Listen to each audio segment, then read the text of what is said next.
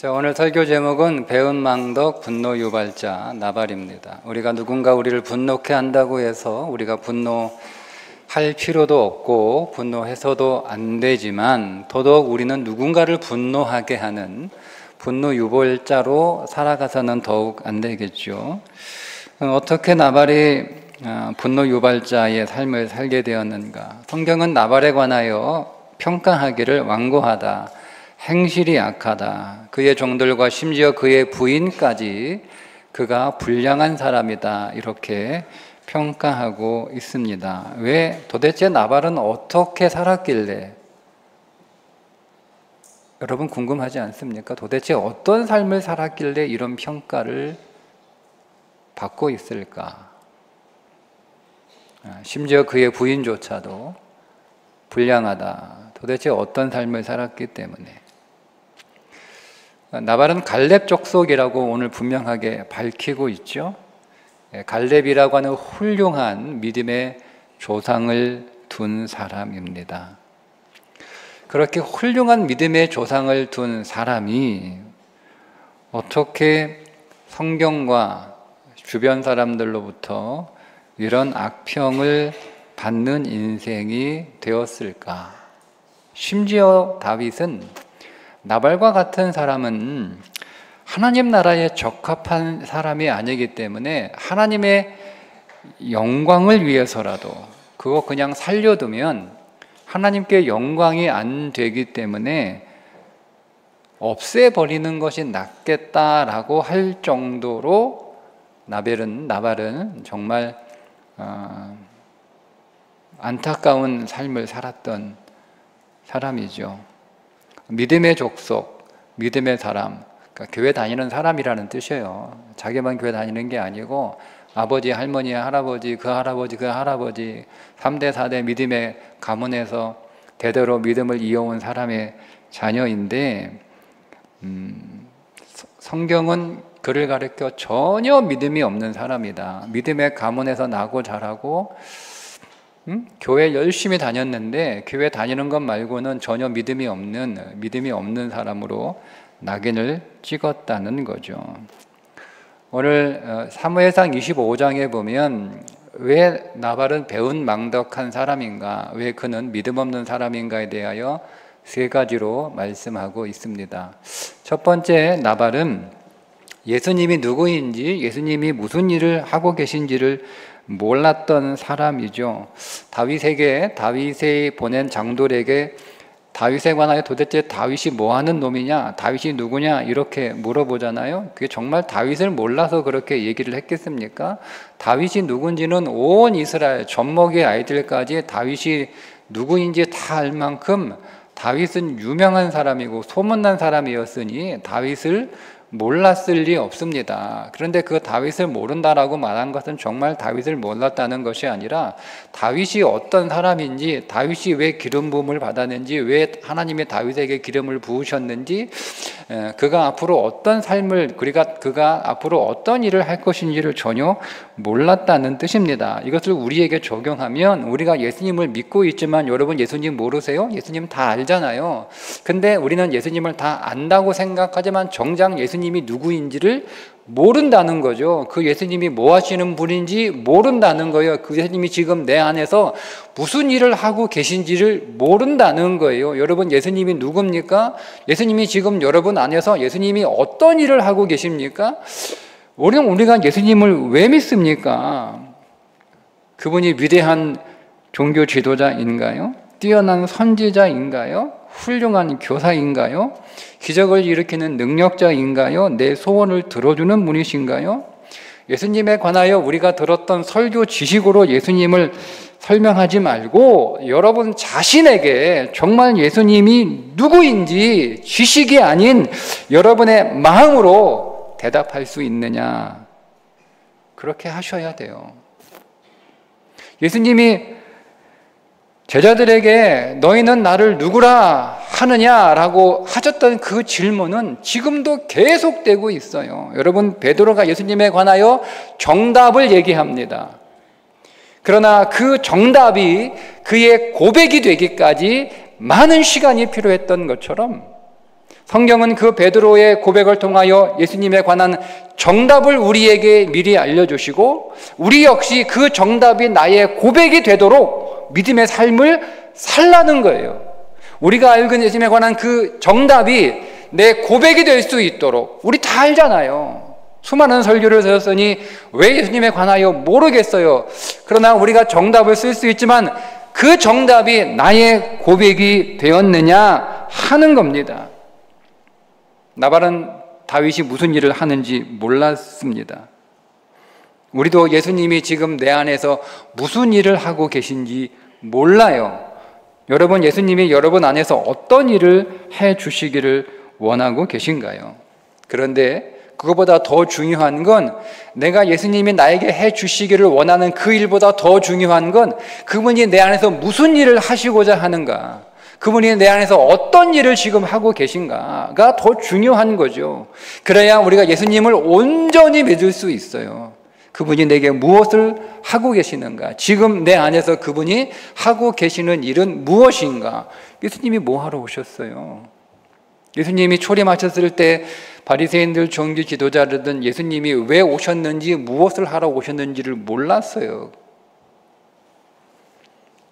주님은 이 땅에 처음 오실 때 우리의 죄를, 우리의 사망을, 죄와 사망에서 우리를 건져주시기 위한 대속제물로 오셔서 우리의 모든 죄를 짊어지고 십자가에 우리의 모든 죄한 속전으로 지불하셔서 우리를 속량하시고 우리를 구속하여 우리를 구원하시는 일을 하셨습니다. 그게 주님이 하신 일이에요.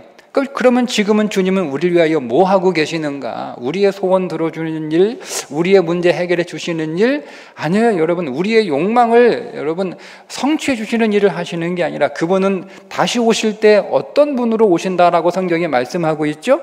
주님이 다시 오실 때 신랑으로 오신다고 분명하게 말씀하고 계셨으니, 주님은 다시 오실 때 우리의 신랑으로 오시니 지금 우리 안에서 하시는 일은 우리를 그 신랑을 맞이할 신부로 만들어가는 일을 하고 계세요.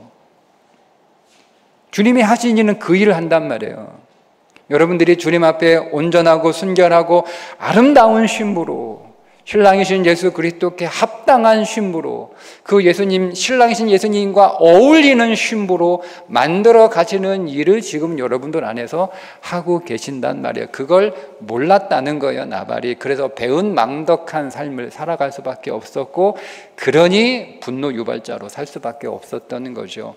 나발이 몰랐던 두 번째 이유는 믿음의 조상에 관하여 알지 못합니다. 이새의 아들이 누구냐? 이 말은 다윗의 뿌리에 관하여 몰랐다는 뜻인데, 그 말은 사실은 나발이 믿음의 조상에 관하여 전혀 관심이 없었다. 근데 여러분, 그의 조상인 갈렙은 그렇지 않은 사람이었잖아요. 갈렙은요, 헤브론을 달라고 했을 때 그 헤브론이 살기 좋은 땅, 거기서 먹고 살기 편한 금싸라기 땅이기 때문에 헤브론 달라고 한 게 아니에요. 그 땅은 가나안 거인 족속 가운데 가장 강한 아낙 족속의 사령부가 있었던 장소가 헤브론.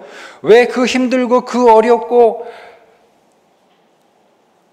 점령하다가 심지어 자신들이 죽을 수도 있는 그 땅을 여러분 왜 달라고 했겠어요? 헤브론 어떤 땅이에요? 막벨라 무덤이 있는 땅입니다. 거기에 아브라함이 묻혔고 사라가 묻혔고 이삭이 묻혔고 리브가가 묻혔고 야곱이 묻혔고 레아가 묻힌 믿음의 땅이라는 거예요. 즉 헤브론은 믿음의 조상이 묻힌 땅이었다는 거죠. 그러니 여러분, 갈렙은 믿음의 전통과 믿음의 유산에 관하여 많은 관심이 있었던 반면 그의 후손인 나발은 오직 자기 재산 불리는 것에만 관심이 있었으니 이새의 아들이 누구냐 이렇게 얘기했던 거예요. 여러분, 교인은 그 교회의 역사에 관하여 관심을 갖고 있어야 됩니다. 지금 우리 제일교회가 75년에 오기까지 이 교회를 위하여 헌신한 믿음의 사람들이 누구인지, 그분들이 어떻게 헌신을 했는지, 어떻게 이 교회를 세워갔는지, 여러분, 우리가 스스로 된 게 아니잖아요.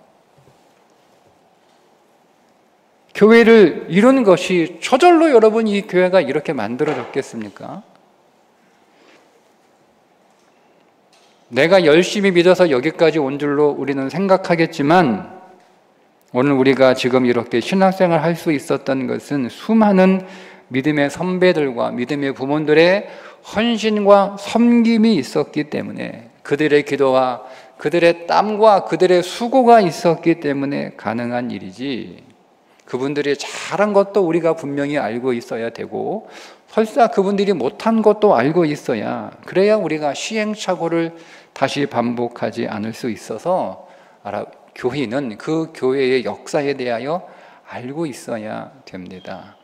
과거만 아니라 지금 이 교회를 섬기고 있는 사람들에 대해서도 알고 있어야 되는 거예요. 오늘 우리가 여러 번 예배드리기 위하여 얼마나 많은 사람들이 수고를 하고 있는지, 이 한 시간의 예배를 위하여 이 예배를 준비하고 이 예배를 지금 섬기고 있고, 여러분들은 편하게 그냥 이렇게 예배드리고 있지만 지금 이 안에는 신경을 곤두세우며 예배가 흐트러지지 않도록, 예배가 방해되지 않도록, 때로는 그 자신이 예배에 더 집중하고 싶지만 그렇게 하지 못하는 다른 사람이 더 예배를 잘 드리기 위하여 준비하고 섬기고 지금도 섬기고 있는 사람들이 있다는 거 알고 있어야 돼요.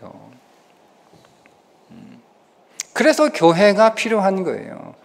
여러분, 나 혼자 내가 잘나서 여러분 신앙생활 잘할 수 있으면 교회는 필요 없죠.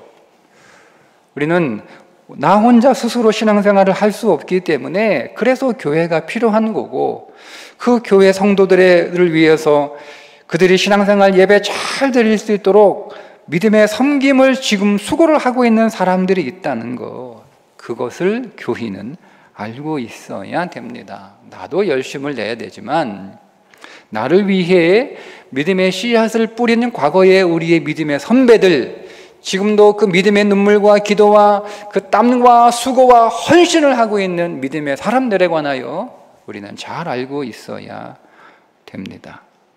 세 번째, 나발은 자기로 사는 인생, 나로 사는 인생, 그러니까 자기의 삶의 이유와 목적을 몰랐습니다. 그게 배은 망덕입니다. 나발은 11절에서 이렇게 말하죠. 내가 어찌 내 떡과 물과 내 양털 깎는 자를 위하여 잡은 고기를 가져다가 어디서 왔는지도 알지 못하는 자에게 주겠느냐라고 말합니다. 떡도 내 것, 물도 내 것, 양털도 내 것, 다 지 거예요. 다 지 거. 자기밖에 모르는 거죠. 자기밖에 없는 거예요. 자기만을 위해서 사는 거예요. 그런 의미에서 혈통적으로는 갈렙의 후손이지만 영적으로는 나발은 에서의 후손입니다. 에서를 너무 많이 닮았어요. 에서와 똑같이 말하기 때문입니다. 창세기 36장 6절에 에서가 자기 아내들과 자기 자녀들과 자기 집의 모든 사람과 자기의 가축과 자기의 모든 짐승과 자기가 가나안 땅에서 모든 재물 이끌고, 자기가 얼마나 많아요?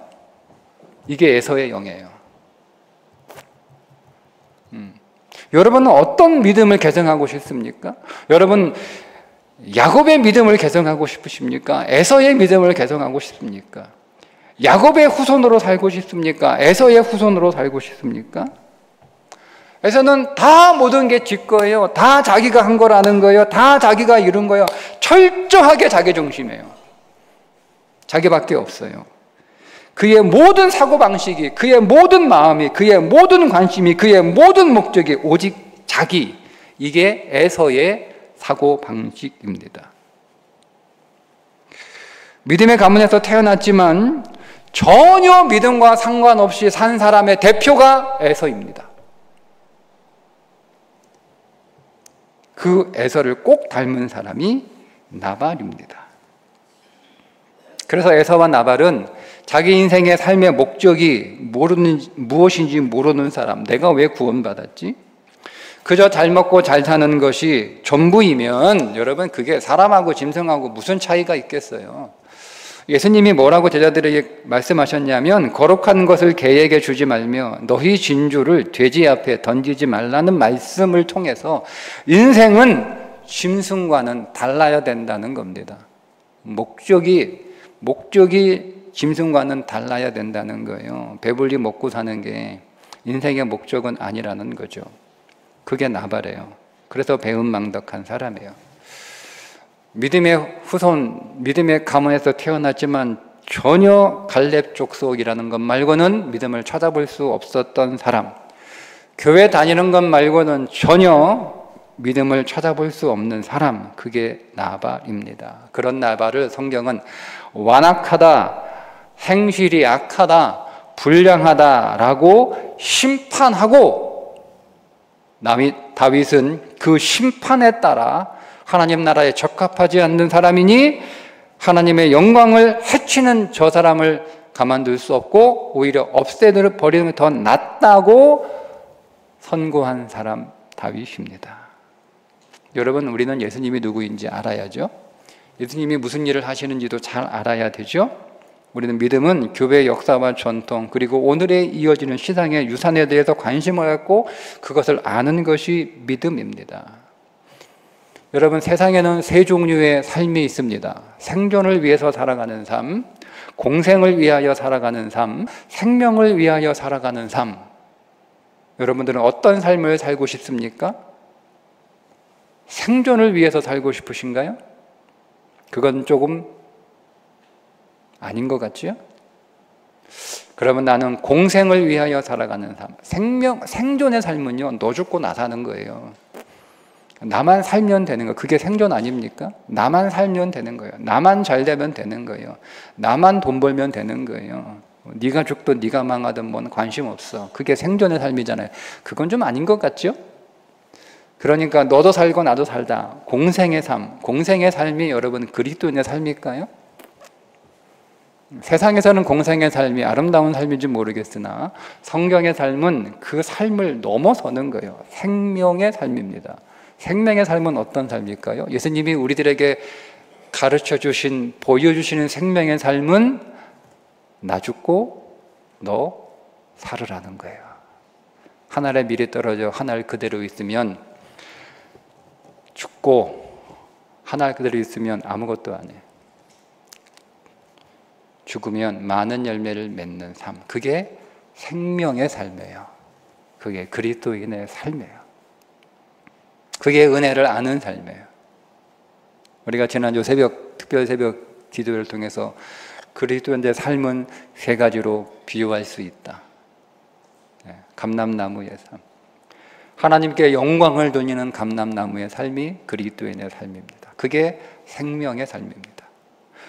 무화과 나무의 삶, 사람들을 유익하게 하는 삶이 생명의 삶입니다. 그게 그리스도인의 삶입니다. 하나님과 사람을 기쁘게 하는 포도나무의 삶이 생명의 삶입니다. 그게 그리스도의 삶입니다. 그게 믿음의 삶입니다. 우리가 이렇게 함께 배우고 기도했습니다. 여러분, 어떤 삶을 살고 싶으신가요? 여러분의 인생은 어떤 평가를 받고 싶으신가요? 우리는 하나님 앞에서 언젠가 우리의 삶의 평가를 받습니다. 여러분, 어떤 평가를 받고 싶습니까? 여러분들을 기억하고 있는 사람들이 여러분에 관하여 어떤 말을 해 주었으면 좋겠습니까? 오늘 여러분 그리고 우리의 모든 삶이 믿음의 삶이 되기를 주님의 이름으로 축복합니다. 포도나무의 삶도 무화과 나무의 삶도 감람나무의 삶도 믿음이 없이는 살 수 없는 삶입니다. 오늘 우리에게 더 믿음을 주셔서 하나님이 내게 주신 이 삶을 믿음으로 잘 살아내 하나님께 영광을 돌리고 많은 사람들에게 유익을 끼치며 하나님과 우리의 이웃들을 기쁘게 하는 믿음의 삶을 하나하나 잘 살아갈 수 있기를 주님의 이름으로 축복합니다. 기도하겠습니다. 하나님 아버지, 오늘 우리에게 예수님의 생명이라는 값을 매길 수 없는 보배로운 피로 오늘 우리를 다시 사셨고 우리를 그리스도 예수 안에서 거듭나 새로운 삶을 살아갈 수 있도록 은총을 부어주셨으니 그 주님의 구속의 은혜에 합당한 믿음의 삶을 다시 오실 예수 그리스도 신랑이신 주님을 기다리며 그 주님에게 잘 어울리는 신부로 잘 조성될 수 있도록 감람나무로, 무화과나무로, 포도나무로 오늘 우리에게 주어진 삶을 믿음으로 잘 살아가는 우리들 되게 하여 주옵소서. 예수님의 이름으로 기도합니다. 아멘.